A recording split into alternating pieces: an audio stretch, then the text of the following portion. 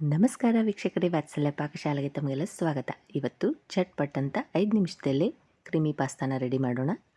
ಈಗ ಒಂದು ಕಡಾಯಿಗೆ ಎಣ್ಣೆನ ಬಿಸಿ ಮಾಡಿಕೊಂಡು ಅದಕ್ಕೆ ಸಣ್ಣಗೆ ಹೆಚ್ಚಿದ ಈರುಳ್ಳಿ, ಟೊಮೆಟೊ ಮತ್ತು ಕೆಂಪು ಮೆಣಸಿನಕಾಯಿ, ಬೆಳ್ಳುಳ್ಳಿ ಪೇಸ್ಟನ್ನ ಸೇರಿಸ್ಕೊಂಡು ಚೆನ್ನಾಗಿ ಫ್ರೈ ಮಾಡ್ಕೋಬೇಕು. ನಂತರ ಇದಕ್ಕೆ ಅರಿಶಿಣದ ಪುಡಿ, ರುಚಿಗೆ ತಕ್ಕಷ್ಟು ಉಪ್ಪು, ಸಕ್ಕರೆ ಮತ್ತು ಪಾಸ್ತಾ ಮಸಾಲಾನ 1 ಸ್ಪೂನ್ನಷ್ಟು ಸೇರಿಸಿ ಇದನ್ನು ಚೆನ್ನಾಗಿ ಮಿಕ್ಸ್ ಮಾಡ್ಕೋಬೇಕು. ಹಾಗೆ ಇದನ್ನು 1-2 ನಿಮಿಷಗಳ ಕಾಲ ಫ್ರೈ ಆಗಿ ಚೆನ್ನಾಗಿ ಬೇಯೋದಕ್ಕೆ ಬಿಡಬೇಕು. ನಂತರ ಇದಕ್ಕೆ ಮೈದಾ ಹಿಟ್ಟನ್ನು ಸೇರಿಸ್ಕೊಳ್ಬೇಕು.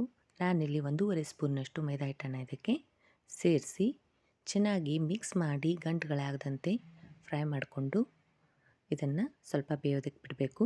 ನಂತರ ಇದಕ್ಕೆ 1 ಗ್ಲಾಸ್ನಷ್ಟು ಹಾಲನ್ನು ಸೇರಿಸಿ ಚೆನ್ನಾಗಿ ಕುದಿಸ್ಬೇಕು. ಕುದೀತಾ ಇದು ಗಟ್ಟಿಯಾಗ್ತಾ ಬರುತ್ತೆ.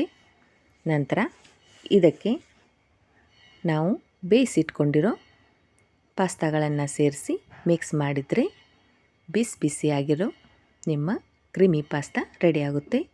ಇಲ್ಲಿ ನೀವು ನೋಡ್ಬೋದು ಎಷ್ಟು ಚೆನ್ನಾಗಿ ಗಟ್ಟಿ ಆಗ್ತಾ ಬಂದಿದೆ ಅಂತ. ಈಗ ನಾವಿದಕ್ಕೆ ಪಾಸ್ತಾಗಳನ್ನು ಸೇರಿಸ್ಕೊತಿದ್ದೀನಿ.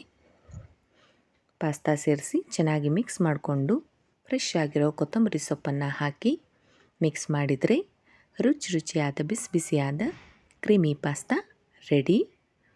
ನೀವಿದನ್ನು ಮನೆಯಲ್ಲೇ ಮಾಡಿ ಹೆಲ್ದಿಯಾಗಿ ಮಕ್ಕಳಿಗೆ ಕೊಡಬಹುದು. ಈ ರೀತಿಯಾಗಿ ಪಾಸ್ತಾನ ನೀವು ಕೂಡ ಮನೆಯಲ್ಲಿ ಒಮ್ಮೆ ಮಾಡಿ ರುಚಿ ನೋಡಿ ನನಗೆ ಹೇಗಿದೆ ಅಂತ ಕಮೆಂಟ್ನ ಮೂಲಕ ತಿಳಿಸಿ. ಹಾಗೆ ನನ್ನ ಚಾನಲ್ನ ಲೈಕ್ ಮಾಡಿ, ಶೇರ್ ಮಾಡಿ ಮತ್ತು ಸಬ್ಸ್ಕ್ರೈಬ್ ಮಾಡಿ.